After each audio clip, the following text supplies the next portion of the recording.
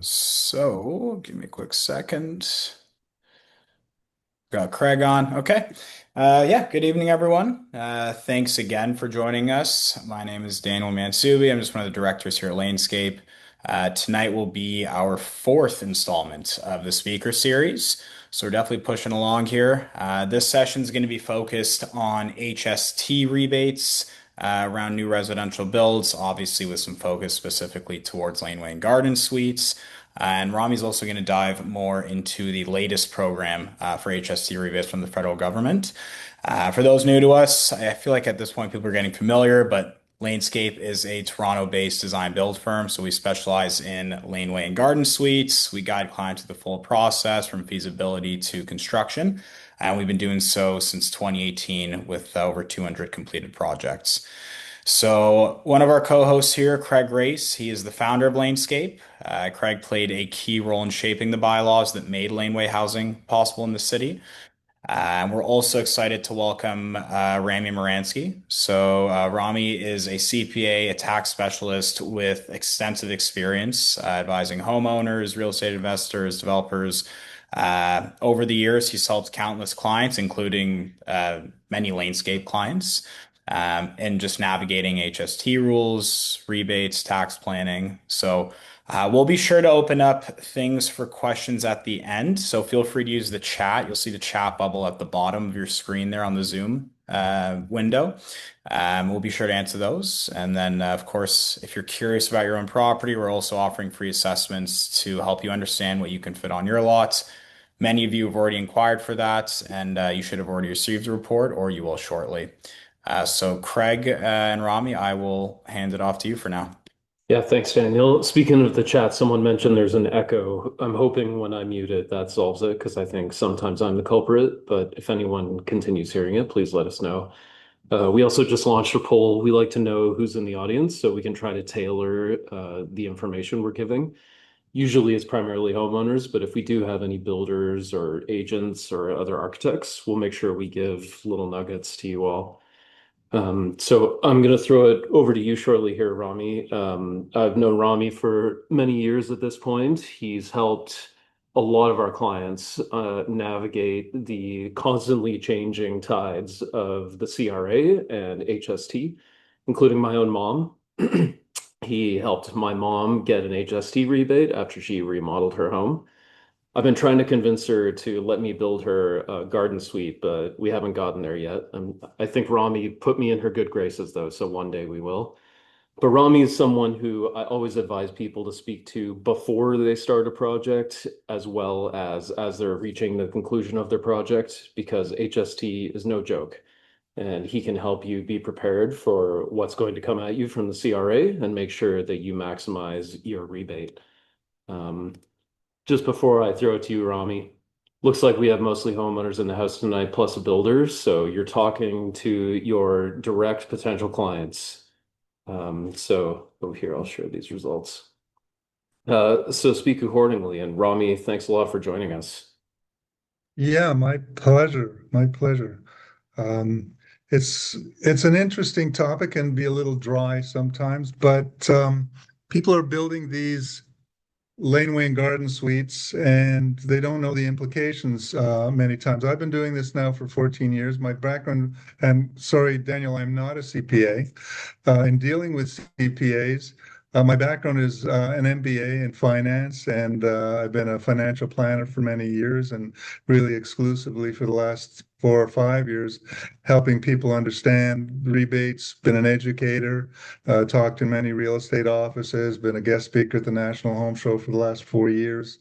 Um, Speaking now to developers who are building multiplexes because there's, enhanced rebates for that. These rebates are constantly under change, and they don't just relate to all new residential construction that you're building, whether you buy it from a developer or you build one yourself, your own primary home, you build a new home or you renovate it, you convert a garage for someone's primary residence, a relative or rental.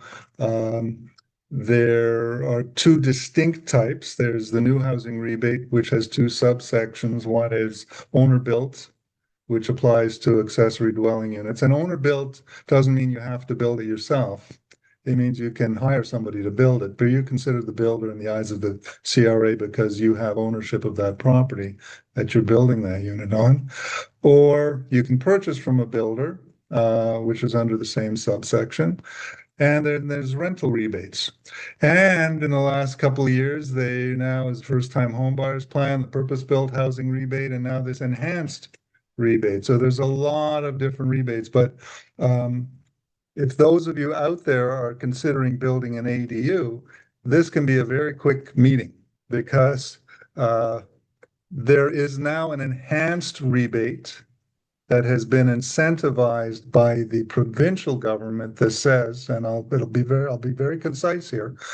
It says if you build anything between April 1st, 2026 and March 31st, 2027, it starts in that period, and you must have it done by the end of 2030, you will be eligible for this enhanced rebate. Now, an important issue is how do you define the start of a project? It's not about building permits. It's not about anything else other than, from the eyes of the CRA, the start of excavation.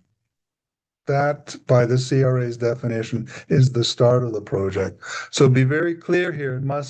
Your start of your excavation, and that can mean trenching between the main house and the ADU, or drilling helical piles if that's the way you're going to do it. Excuse me, that's the way you're going to do it. But it must start between, and since we're now past April 1st, 2026, it must start between now and the end of March 31st, 2027. If you do that, and the valuation of that ADU is less than $1 million, so for example, it costs you $400,000 to $500,000 to build. And let's take the lower value, $400,000 plus HST, $52,000. You will get that full $52,000 back. I must comment that I don't know the exact logistics of being able to do that right now because the paperwork is not out. And there was a bulletin just put out by the CRA last week, and you can read it quickly. It's not a long document. It's called the GST HST Notice 346, and it discusses these enhanced rebates. And on the second last page, at the bottom of one of the last pages, it says owner-built houses. Basically, it says, please wait. We don't have the information yet on how to do this. It will probably be a variation of what is being done now. The application forms are sent into the CRA, and they're either the GST 191 application, which is for an owner-built house, for either use as your own primary residence, and you move out of the main house and move into that ADU, or for a family member, a qualifying family member, which is your nuclear family. So your parent can move in, your sibling can move in, your child can move in.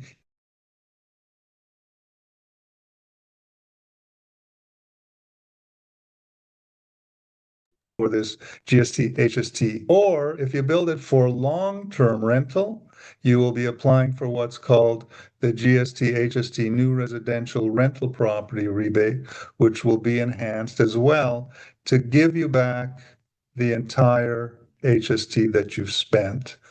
Hey Now, Rami, do you have any slides to go along with this? Yeah, well, I'm in control over here. yeah, sure. I wanted to get right into it because the slides speak about how it exists now as opposed to how it exists until March 31st. So it's important to understand the CRA's definition. So points to remember. As I said earlier, the rules and rebates apply to only residential housing that serves as somebody's primary residence. And as I discussed, there are different rebates available. What does the federal government's definition of residential housing that will qualify for a new HST housing rebate? It is either a new build, so a complete tear down and new build, or a substantial renovation. And with respect to ADUs, A substantial renovation would be to take an existing detached garage, not attached garage, but detached garage, and convert it into a residential unit. All right. So I'm going to specifically talk about ADUs here, but again, if you were to do this to your own house, tear your house down and build a new home, your main house, or substantially renovate your home where 90% of the interior is demolished and rebuilt, then you would qualify for a similar rebate on your main house. And the other one to qualify is conversion from non-residential use to residential use. So, for example, if a property was being used as a um, grocery store, a corner store, for example, and you converted it to residential space, you really wouldn't have to do anything to it to qualify for the rebate, and you could claim all the HST that you spent on converting it. Next slide, if we can go on. So there's, various reasons why you build these things. What are they? What qualifies in a rebate and what doesn't? Well, as I mentioned, three basic reasons for building an ADU. One, as your primary residence or the primary residence of your family member, that qualifying family member. And we can switch to the next slide, Daniel. So this is owner use or generational housing, as you call it. The owner, an immediate family member, parent, child, sibling, ex-spouse, moves into their ADU as their primary residence. You have to understand also there's a difference between primary residence, which is an HST term, and principal residence, which is a tax term. Your primary residence and your principal residence can be the same. Your primary residence is where you spend the most time. Principal residence is where you can claim an exemption upon the sale to eliminate any capital gains that you made on that sale.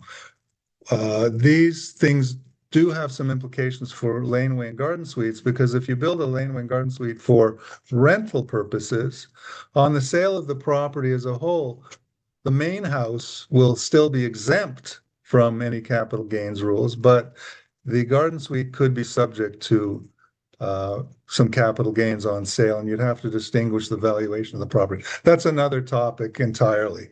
So But I thought I'd Rami, touch on but that. help me understand that. Yeah.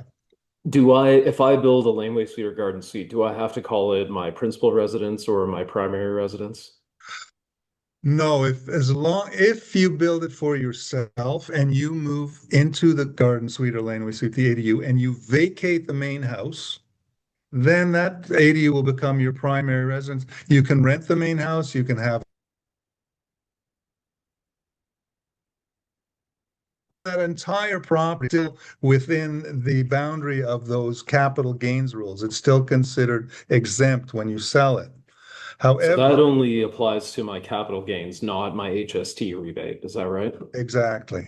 We're talking rules, income tax rules versus HST rules, and they're very different. The rules that govern HST are governed by the Excise Tax Act, and the rules that govern capital gains and those issues, income from rental, etc., capital gains upon sale, if that ADU is used for rental, are governed by the Income Tax Act. Okay. To know if I have trouble falling asleep tonight, I can rewatch this webinar. I think it should help quite a Am I lot. putting you to sleep? Okay. So I'm also seeing here Yes. that you say we're eligible for a $16,000 HST rebate. I thought you just said I got a lot more than that. These are the existing rules. I want to give some people the background here. Under the existing rules, you build an ADU for $400,000, and it is your family or your own primary residence. It is likely that the rebate, and you've spent, let's say, 450,000 or more. The valuation is about $450,000 at the end. The maximum rebate there is $16,080. Okay. But it can be as high as $22,380, depending on where that valuation at the end of it falls. And I don't want to get into too much of the numbers. They get confusing, and there's no reason for anybody to really have to have an in-depth understanding of those. Just to say that, hey, there's money out there for you under the existing rules. But under the new rules, which were announced on March the 20th this year, it moves from a $16,080 rebate if you spent 450,000 plus HST you'd get back all your HST. So let's say it was $400,000 plus HST, which is $52,000 of HST. Instead of getting $16,000 or $19,000 back, depending on how the formulas work, no, you're not getting that. You're getting $52,000 back. Big jump. Big jump. And it is clear now that it'll be both the PST portion and the GST portion. It'll be both PST and GST. It was a little unclear when the provincial government announced it because they announced it just as the PST portion, but now it's become clear it's going to be both. And the provincial government will cover both sides of that equation. So It'll whether be you're a liberal or a conservative, you're happy, right? You're And the happy. All these these rebates, as I say, have existed through liberal governments and conservative governments and all the various governments and coalitions in between. Okay. and the key takeaway for me is if I keep my receipts and invoices and I call you when I'm done, I'm gonna get a nice five-figure check back. Absolutely. The beauty of this is ADUs. Here's how the rules work for main houses, because these will also work for initially when the Ontario government announced it, it seemed like it was only from purchases from developers. So if you purchased a unit from $1 to $1 million, you'd get all your HST back. If you purchase the purchases from $1 million to 1.5, you max out at $130,000. And if the value or the purchase is between 1.5 and 1.85, there's a sliding scale which eventually takes you to $24,000 when you purchase from a builder. That's the maximum right now. However, now the government said, hey, you purchase from 1 to $1 million, you get 100, well, whatever HST back that you pay to $130,000. And the same formula will apply to owner-built houses. But since ADUs, there isn't an ADU out there that's worth more than $1 million. It doesn't add that much value. I've never seen one. They generally are valued at about the cost of construction. And as such, if you're spending two or three or four or five or six or seven building it, you're going to get all your HST back. I was just gonna say, if anyone on this webinar is planning on spending $1 million to max out their HST return, I hope they hire Lanescape. Yeah. Now, the question is ADU. ADU is an accessory dwelling unit, which can be any separate residential unit on a property separated from the main house. It can be a garden suite, it can be a laneway suite, it can be a converted garage. Or any iteration of that. It can be construction by container house. It can be a modular build. It can be a conventional stick build. Anything that is separated physically from the house, other than the utility connection that exists between the two hosts, because that's a given. Okay, can't be brick to brick. All right. Let's take a look at on the next screen. We can take a look at how it works, because there's two portions to this rebate. There's the federal portion, and then there's the PST portion, the GST portion, and the PST portion. The GST portion only kicks in at valuations at less than 450. So let's say you constructed an ADU for $400,000 plus HST, $52,000 of HST, and let's assume that the ADU is worth about the cost of construction. And I'll ask you, Craig, a question. Do you think in the short term that an ADU adds more value than the cost of construction, generally speaking? Usually, no. The operating theory is that it adds what it costs, basically. And that's what we're finding. That's what a lot of realtors and appraisers that I speak to agree with. So let's see how this calculation works under the new regime, under the old regime. If you spent $400,000, the GST portion is $20,000. The maximum rebate is 36% of the GST to a maximum of $63,000. 36% of $20,000 is $7,200. However, the way the calculation works is as you move from 350 to 450, it's a sliding scale. So at 450, at $400,000 valuation, the formula works that says 450 minus 400 over 100,000, and that equals 50%. And you multiply that by the maximum GST rebate, which is 6,300. So that GST rebate is 3,150. And then the provincial portion is 75% to a maximum of $16,080. In this case, you spent 32,000 of HST, 8% of $400,000. Don't worry, I'm throwing a lot of numbers at you. Just understand here that if you've spent $400,000 plus HST and it's worth $400,000, your rebate will be $19,230 under the old regime, the new residential rental property rebate. But the enhanced new residential rental property rebate, I'm sorry, the enhanced new residential rental property rebate, I keep saying rental property rebate, the enhanced HST new housing rebate for owner-built houses on a $400,000 valuation will be $19,230. Don't worry about all the calculations. That's the stuff that I handle. And if you want a clear idea, you can speak to me personally about it. Okay. That's one of the main reasons for building a house, either for your own use or generational housing. Okay. The second most common use, and that's the next slide, is for rental, long-term rental. Okay. The owner rents the ADU for long-term rental, generally a one-year lease. It can be longer, but it can't be less unless it's two 6-month leases without interruption or 12 one-month leases without interruption to the same tenant, to the same lessee. Okay. So if you do that, the owner is eligible for an HST new residential rental property rebate. Fair market value also is a determination in figuring out the rebate.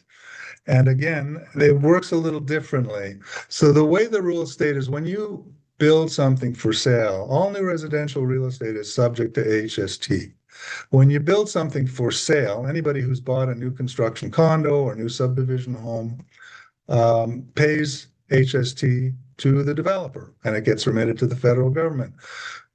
But the government says new residential real estate that you build for long-term rental is also subject to HST.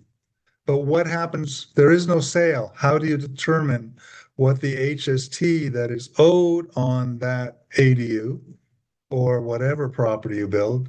How do you figure that out? Well, you must, if it's an ADU, you have to figure out what value, incremental value it's brought to the property. And again, as we just said, it's probably about the same as the value of construction. So if you've spent $400,000 on construction plus HST and it's worth 400,000, well, if it's worth 400,000, and we can go to the next slide, if it's worth $400,000, you owe $52,000 in HST to the CRA, but you don't have to write a check. There's two offsetting rebates. One is the ability to claim all the HST that you spent on construction. And that just doesn't mean construction costs, soft costs too, architectural fees, landscaping, survey, HVAC design, et cetera, all qualify. And so if you spent 52,000 and you owe 52,000, those two offset one another. And at a $400,000 valuation, the rebate would be 27,150. I'm not going to go through the math, but that's the way the numbers work. 24,000 for the provincial side of the rebate, and 31,000 for the federal GST portion, comes up to 27,150. Okay. But these are the existing rules. These rules do not exist moving now to March 31st, 2027. If you've ever thought of building an ADU, start excavating before March 31st, 2027. You'll get all your HST back. That is the most important point to learn here. That does it concisely. I'm not going to get so much into the last element because that talks about building an ADU for short-term rental. For example, Airbnb. If you do that, it's considered a commercial activity. And as a commercial activity, you could claim all the ITCs based on ITCs, input tax credits, the HST that you spent on construction, and then you charge your lessees, sorry, HST, because short-term rentals are subject to HST. Long-term rentals are not subject to HST. Short-term rentals, 30 days or less, are subject to HST. But what this situation, using as a short-term rental, creates all sorts of income tax implications. If you change use, if you sell it, it's not worth something to consider from my point of view, building an ADU in the backyard, because the income tax rules get very complicated and messy. Now, Rami, what's the threshold? Because long-term rental, you say, is at least a year or longer. To be eligible for the rebate, it must be a 1-year lease or longer, or, as I say, consecutive leases, monthly leases to the same, like renewable 1-month leases or 6-month leases.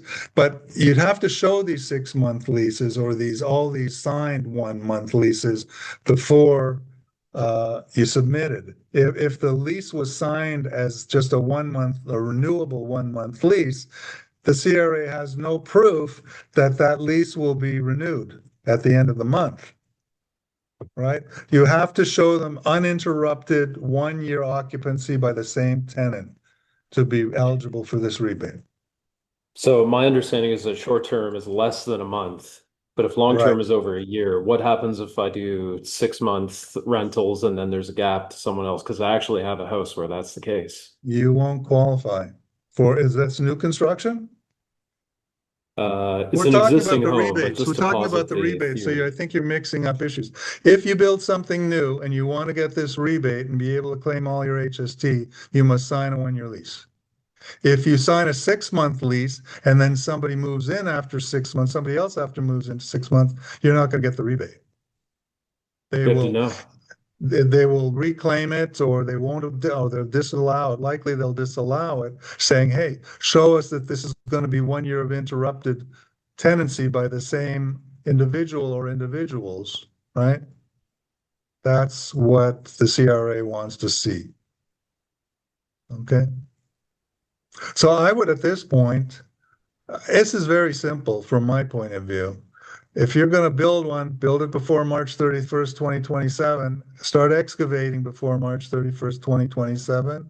And here's my contact information. Feel free to phone me. I take a lot of phone calls and I'm happy to answer any questions over the phone. My wife complains that you're on the phone all day. And I say, yeah, people want this information. And so I'm happy to take phone calls. But I would open it up at this point to questions if you have any questions. Well, maybe we can take a couple. We also have more presentation to discuss related to laneway suites in general. Okay. One question I have, though, Rami, which I'm Yeah. sure is a popular one, is how do you charge fees to help people with this? Oh, okay. Well, first of all, I don't charge anybody anything up front. I'm an expert at doing this. I've been doing this for 14 years. Let me give you, I introduce myself and I start talking right away, and I forget to talk about where I've been and what I've done. My background is financial planning. I have an MBA in finance from Schulich. Um, have been a financial planner and have passed that business over to my son. He's one of the biggest influencers on LinkedIn. He's got like 15, 16,000 followers in that space. But 12 years ago, it's 2026, 14 years ago, two of my clients, one built a new home and one did a substantial renovation, similar to what your mom did, Craig, on her house. I was aware of the rebate. I helped them get back the rebate. When I started talking to architects and trades and contractors and real estate agents, nobody, and even accountants, they didn't know what I was talking about, even though these rebates had been around for a very long time. And since that time, I built a network of professionals, architects like yourself and Lanescape, contractors, as I say, been a guest speaker at the National Home Show, done numerous presentations at real estate offices, and that's what I do exclusively now. So back to the question about fees. my fees are contingent upon success. I don't take a dime from anybody until the check is in their hand. And it generally ranges from about 8 to 10% of what you get back. You'll have the check in hand, whether you're getting 20, 24, 27, and you'll pay me 8% of that once it's all said and done. These things require a lot of back end, oh, I did the paperwork, send it in, I'm going to get my check. No, lot of questions. Does this qualify? Et cetera, et cetera. So I'm back and forth with the CRA on these. ADUs, because they're relatively new, they do get reviewed by the CRA. They want to make sure, hey, they say, we want to see that lease. We want to know that your mother has actually moved into it. Well, how do you prove that your mother has actually moved into it? If the ADU does not have a separate address, some do, some don't. But if it's a garden suite, they don't. So you should designate that ADU as if you live on 123 ABC Street, you should designate that ADU as 123R or G or B ABC Street, and send that address to your bank and your credit card company and Rogers Communication, who you do business with your cell phone, and your car insurance company. And then if the CRA asks, you say, well, here's my bank statement. It shows 123R. And here's my credit card statement. It shows 123R. And here's my car insurance and shows 123R. So these are just little tricks of the trade that after having done this for 14 years that I know. So that takes care of my compensation, nothing up front, and it's contingent upon success and a percentage that does not go higher generally than 10% of what you get back. Fair enough? Perfect. Thanks, Rami. Daniel, Okay. do you want to go through our slides, or should we take questions on HST stuff, or should we save it all for the end? I think it might make sense to wrap up with some HST questions because we've got quite a few here. If that sounds good. Yeah, why don't I'm gonna try to kind of fast forward Daniel's and my slides, partly because I'm technically on vacation now because tomorrow's a stat holiday and we have a small crowd and I'm sure everyone has things to do. But we will kind of run through the generic info related to laneway and garden suites just so we have some overall knowledge, and then we'll circle back on questions for everything. So we always like to remind people like what exactly it is we're talking about. We had a question about what is ADU, accessory dwelling units, or as they're more specifically called in Toronto, laneway suites and garden suites, are a relatively new typology, hence the currently changing tax landscape associated with them. But to summarize what they are really another dwelling unit or another rental unit that exists in your backyard. They cannot be severed onto a separate property, even though they are a separate building, because the services come through the main house for water, gas, and electrical. The bylaws associated with them are what's called as of right. So you do not have to go to committee of adjustment. As long as you follow the bylaws, your neighbors can't stop you or influence your design in any way. It's your right to develop these.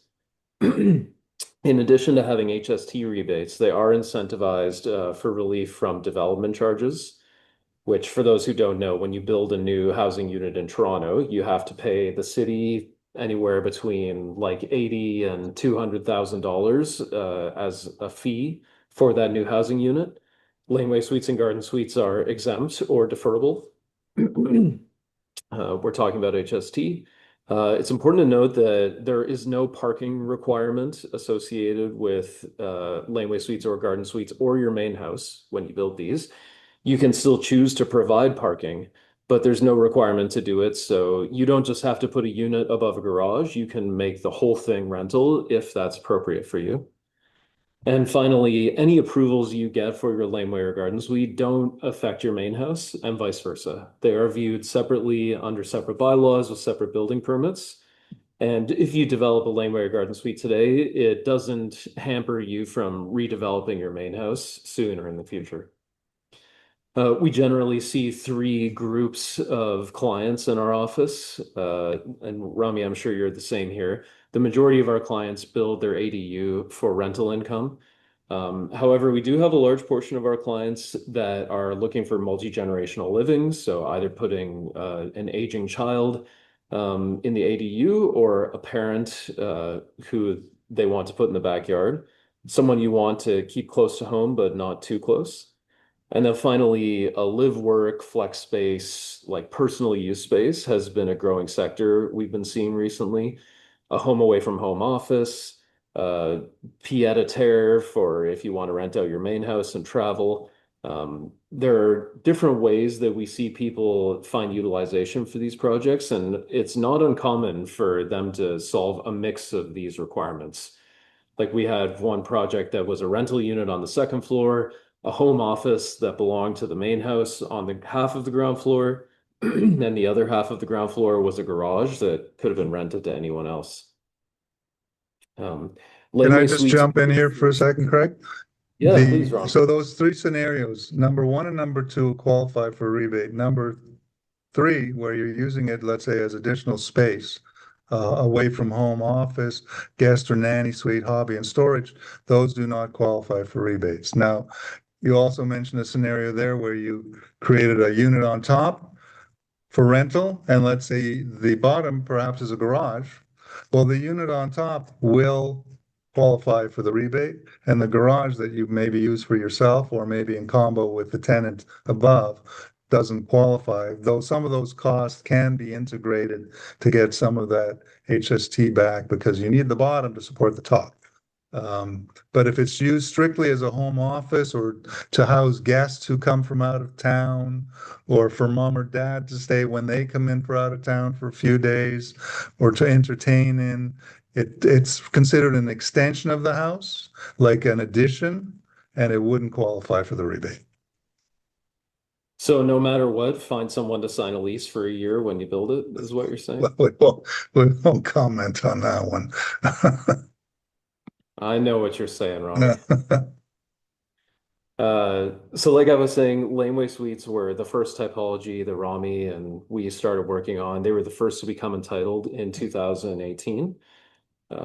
And eventually garden suites followed. So laneway suites are if your property abuts a public lane, you have to comply with the laneway suite zoning bylaws. If you don't, you have to comply with the garden suite zoning bylaws. And the key difference is something we'll get into. So with laneway suites, there is a separation requirement from the main house to the ADU of 25 feet. There's also a requirement for a 1 meter setback from the laneway. Other than that, there's no side yard setback. So you can go lot line to lot line from side to side up to a maximum width of 8 meters. And your height is permitted to be 2 stories. 6.3 meters is the permitted requirement. That's usually enough for a 9 foot floor to ceiling in your living space and an 8 foot floor to ceiling in your bedrooms. Greg, let me interrupt you one more time. Sorry. You talked about compensation.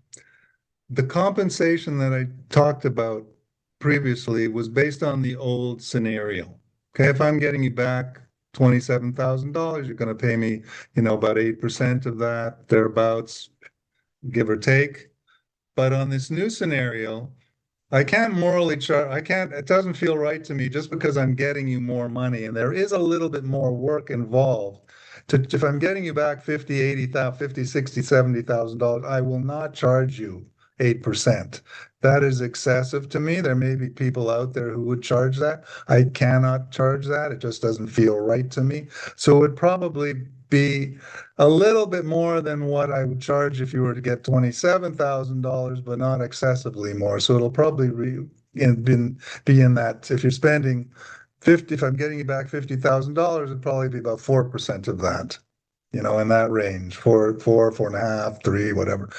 Yeah, 4 to 4.5 would probably be right. It doesn't require as much work to justify the incremental fee. So I like to be fair with people. Yeah, that's good to know. I can personally attest to that as well. Rami is a very reasonable consultant to hire, probably the best value of any of the consultants you will hire for an ADU project, I would say, other than perhaps me, but maybe I'm biased. I do get hired by So, other companies who don't know how to do this, by the way, to do the rental property rebates because they're a little more complicated. Anyway, off to you again. so when you're thinking about the physical requirements of the site, emergency access is really critical. So this was something we figured out during the early years of accessory dwelling units in Toronto when we just had laneways. And the policy for emergency access was written such that you have to be within 45 meters of the curb at the front of the house to the door of the suite if you're using your side yard for access.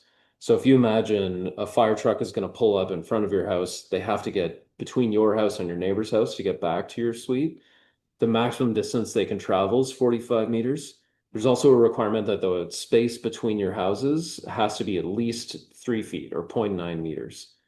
Now that space technically has to be entirely on your property, or it can bridge onto your neighbor's property, like this diagram shows, if you get your neighbor to sign an agreement saying they're okay with that. Alternatively, you can use the laneway for emergency access, and they're slightly different. You can go up to 90 meters down the laneway to the curb where the fire truck is going to pull up. Fire trucks cannot go down the laneway, so they have to stay on the street at the end of the lane, which is why that distance is limited. The reason the diagram says 45 to 90 meters is if you're less than 45 meters, all is good. If you're between 45 and 90 meters, there are additional life safety measures you have to incorporate into the build. Specifically, you have to have fire resistant drywall around the perimeter of your building and watch your window sizes. A couple provisions to make sure if there ever is a fire, the spread of that fire is going to be minimized. So here's an example of a project where we use the laneway for our emergency access. You can see the point at the curb had to be, in this case, it was within 45 meters, so there was no additional life safety measures required. There's a second provision where from that point on the curb, there's a maximum distance of 45 meters to the hydrant. So you have to imagine the fire truck pulls up, they've got one hose to get to the suite and one hose to get to the hydrant, and there's a maximum distance for those. In the case of a side yard, it's the same, you just don't get that extended travel. Because there's no public realm to rely on for emergency access, the 45 meters is limited, there's no 90-meter option. And when it comes to the process you have to undertake, in addition to calling Rami, you should be calling other people like Lanescape to really understand what lies ahead. Here at Lanescape, we have a free property assessment that I know Daniel's mentioned to everyone, where we verify if a site can comply with things like emergency access, and check for other provisions. Mature trees can be problematic. Same with conservation or heritage overlays. Even just general dimensions of your site are something will help you understand what you can build. And there are lots of companies that can really help you see the road ahead before you undertake the project. I definitely recommend calling Rami as well as Landscape. Once you engage an architect, typically your architect is the first consultant you retain. They'll oversee your design and approvals process. So here at Landscape, we have two different approaches to getting building permits. One is using a catalog of pre-designed suites that we have fully engineered and basically sitting on our server. We've designed these so that you can customize your elevations and your interior finishes and really personalize them so no two will look the same. However, because they're already ready for submission for permit, it's basically the fastest and cheapest way to get a permit in the city of Toronto. Like we try to get a permit within 60 days. And we charge only $10,000, including engineering for architecture, structural, and mechanical fees. However, a lot of our clients will pursue a custom design, especially on a small backyard. You want to maximize every available inch of space. So when we're hired for that, we do design from scratch, where we take a survey and produce different design options, usually a small, a medium, and a large to test your budget as well as your programmatic requirements and work through the typical design process like building any home. Submitting for permit does require full sets of detailed drawings with mechanical engineering and structural engineering. You will need a survey that's current with topographic information. And in many cases, you need an arborist to analyze the trees. Even if you have trees on your neighbor's property, but you're within a couple of meters of them, there's still something the city requires documentation on. Once permits are issued, that's when construction begins. I mentioned before that services come from the main house.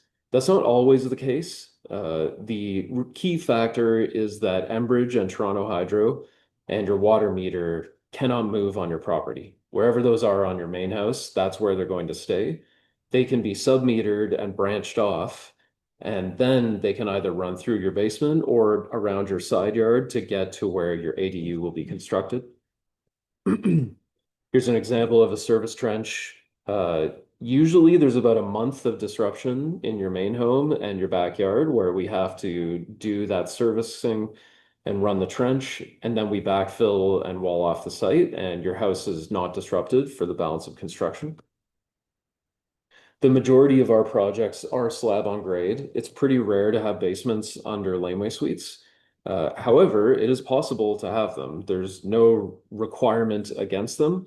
It's simply a question of budget. Generally, we find adding a basement will add at least $200,000 to your construction cost for your suite. And that's usually low yield space. So I'd like to say there are two situations where I recommend building a basement. One is you have a lot of money, you want to park it in Toronto real estate and leave it there for 30 or 50 years until your kids inherit it. That on a long timeline will be relatively cheap space and is a good idea to maximize. The alternative is if I'm building it for myself and I'm just happy to make the mortgage payments, I don't need to justify the financial situation. I want that space because I want somewhere to store my hockey equipment and Christmas trees, and whatever the loan is going to cost me, I'm just carrying that personally, so I'm happy with it. Otherwise, basements don't make sense. The yield on rental space is marginal. So, like we were talking before about how usually the value of the suite is equal to what it cost you. That's usually not the case when you build a basement. Usually you're underwater and you have to float that until the market will increase the value for you. Building on laneways and in backyards is very challenging. Do not hire someone that has not done it before. Having sub-trades that are experienced with minimal staging area and having architects that can design details that avoid excavation and other things that can really kill a project or at least extend its timeline and budget in undesirable ways are things that you want to avoid. When it comes to construction, Rami mentioned it's possible to prefabricate either volumetrically or in panels. There are container homes, there are all kinds of prefab solutions. We have found that those are usually either extremely low quality or they cost more than an equivalent site build home. When you're looking at construction options, I really encourage making sure you have a full understanding of the end-to-end budget for a landed project.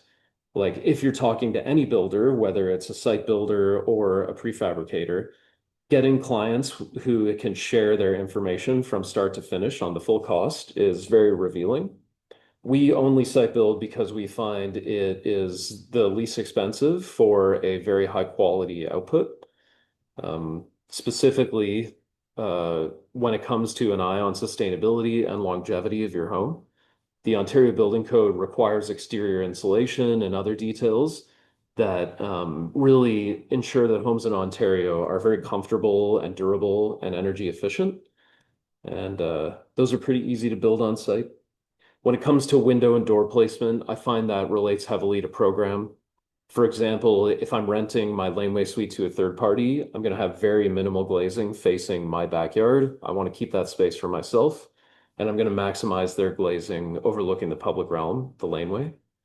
Alternatively, if I'm putting my kids or my mom in the laneway suite, I want to maximize openness to the rear yard and use that as a shared space and minimize my glazing on the laneway to maximize privacy.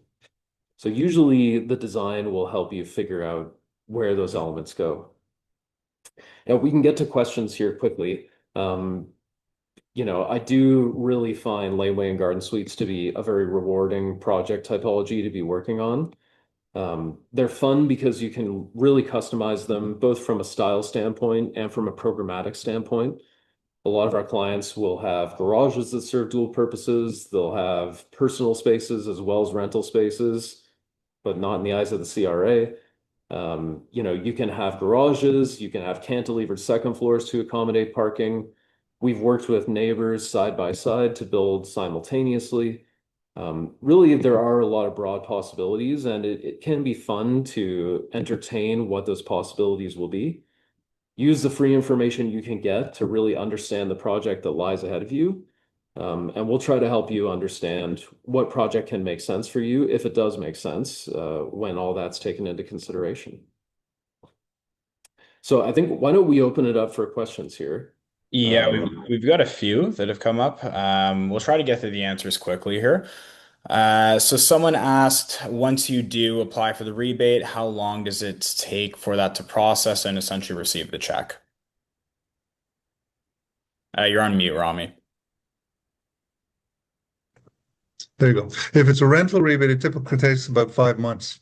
If it's an owner-built home for you or your family, the time frame is shorter, but a lot of them are getting reviewed, so it does take about 5 months, but it can take as short as about 6, 8, 10 weeks before you get your money.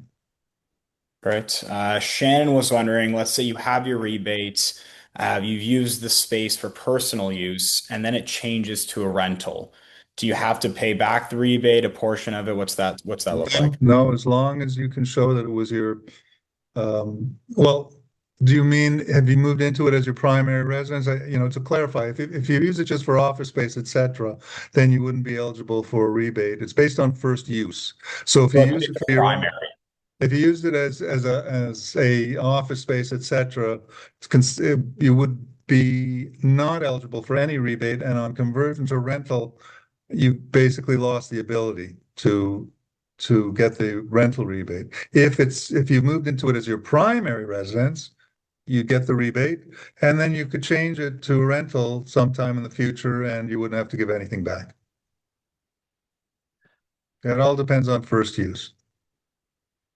You can't Great. double up. You can't double up, for example, you can't move in as your primary residence, get that, and a year later change it to rental and expect to get a rental rebate. It's one or the other, and it has to be somebody's primary residence, one or the other. Either your primary residence, so you move out of the main house, or your child or parents' primary residence, they've moved in there.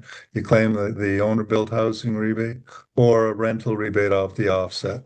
And you can change again from rental and you decide, hey, I'm retired now and I want to move back into that ADU and I'll rent the main house. And I've seen that happen before too. Craig, we've Okay. got a multiplex question as well. Do you have to upgrade your hydro line if you have a duplex or a triplex? Could 200 amp work? yeah, usually 200 amps will get you to about 3 units, maybe four if you have a lot of gas appliances and equipment. But usually once you get to 4 units on a site or more, that's when you get into 400 amp electrical service. So got to do the load calc and see what's possible. Great. I know there's a question also around multiple rebates. So can multiple rebates apply? Are there any limitations around doing an HST rebate alongside another or no? I'm unsure what multiple rebates mean, but for example, in St. Catharines, Burlington, etc., the municipality was offering grants for building ADUs. These were not mutually exclusive. You could claim whatever municipality offered that rebate or grant on building it, and then also claim the housing rebate. But if you're talking about, I've done some for people who've renovated their own home as their primary residence and also built an ADU for a child or for rental, and they've claimed a rebate for the house and a rebate for the ADU. Perhaps that's what the question is about. I'm not sure exactly uh, the intent of that question. Don't have too much more context, but I think that at least gives us some insight there. Somebody else was wondering when it comes to invoices, which I assume are relating to design, consultants, construction, do they need to be issued to the same person slash entity, or can they all be combined? Well, the invoices should be either paid for or directed to the owner of the property, but the owner doesn't have to pay for them. If, for example, a parent is paying for an ADU or a child owns the property and the parent is paying for the ADU, that's fine as long as it meets that nuclear family definition qualifying. But if it's multiple people, as long as the ADUs are in one name of one of the owners of that property, that's fine as well. But the application has to be made by the owner of the property. So if your parents are living in it and you own the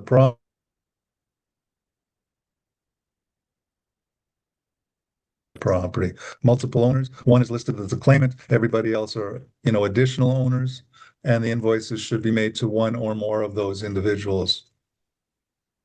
And if it's owned by a corporation, for example, the corporation can claim this as well as an individual can if it's a rental property.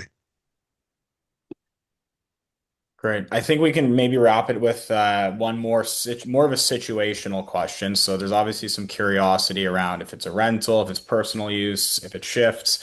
So Shannon is wondering, let's say the kids move into the ADU.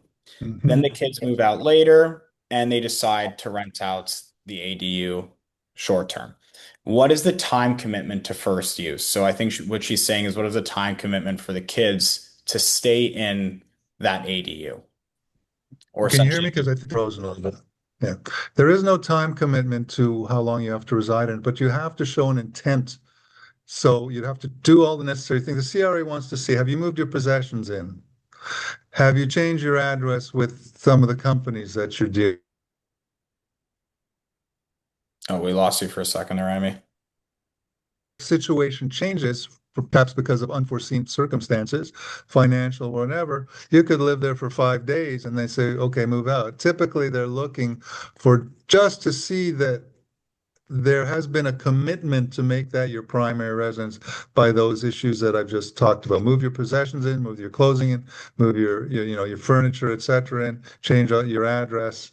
And if you needed to have a line of credit wherever to finance it, those kind of things. They'll ask for proof. If you move out too shortly or too short a time period, then they might ask questions. But again, the rebate is based on first use. So if you move it into as your primary residence, you're going to be applying for that owner-built home housing rebate, and then changing it to laneway. You don't have to pay it back unless there was some type of deception that you were trying to pull. But that generally, if that generally wouldn't happen.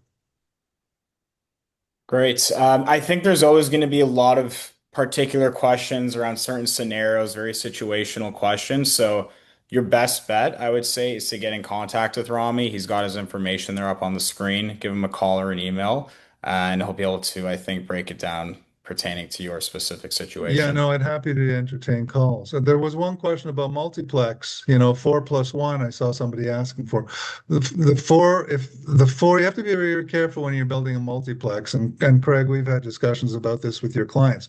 In order to qualify for what's called the purpose-built rental housing rebate, which the CRA announced back in September of 2023, it has to be new construction. It can't be a substantial renovation. So if you're building a fourplex, you have to completely demolish, and then you will get a rebate for the full HST that you spent on building that multi-unit residential property of 4 units or more. And you have to understand, if you build a 4+1, a fourplex plus an ADU, it's not considered a five. There's two distinct buildings. There's a purpose-built rental housing rebate for the fourplex if it's new construction, and then there's the new residential rental property rebate for the ADU. But if that ADU is built between now and, or, construction starts between now and March 31st, 2027, you should be able to get the enhanced rebate. So full rebate for the purpose-built multiplex and full rebate of the HST for the laneway suite as well.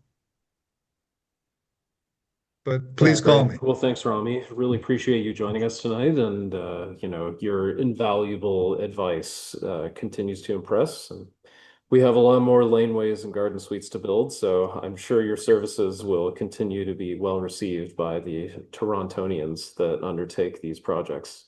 Appreciate that, Craig, and always open phone calls and emails.